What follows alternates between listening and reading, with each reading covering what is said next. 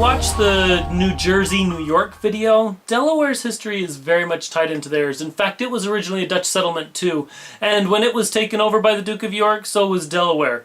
Now, Delaware at the beginning wasn't so much touched by the Duke of York, it was kind of just left to be an overflow colony for the people around it. Now, what colonies are around it? Well, you have Maryland right there, you also have Pennsylvania right there, and you also have New Jersey. Those three kind of surround Delaware.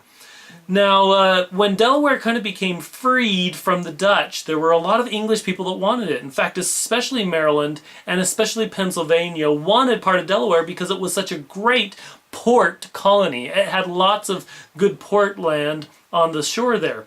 So Pennsylvania wanted part of it. And initially it was given to Pennsylvania, but that caused problems because Maryland wanted it too. It's right there next to Maryland, and Maryland wanted all those seaports.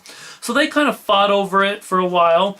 Eventually, what happened was that these Pennsylvania and Maryland and Delaware, they kind of all got together and they hired two Englishmen called Charles Mason and Jeremiah Dixon to survey the land and set the boundaries. And what they did was they cut the boundaries between Maryland and Pennsylvania and Delaware, and they did it so that everybody would know exactly where the boundaries were.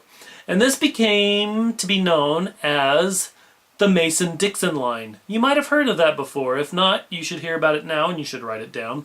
Because the Mason-Dixon line became very important throughout the rest of American history. The Mason-Dixon line actually became the line, the boundary between what would be slave states and what would be free states, and that would lead all the way up to the Civil War. So the Mason-Dixon line kind of settled the dispute between what land belonged to Maryland and Pennsylvania and Delaware and even Virginia.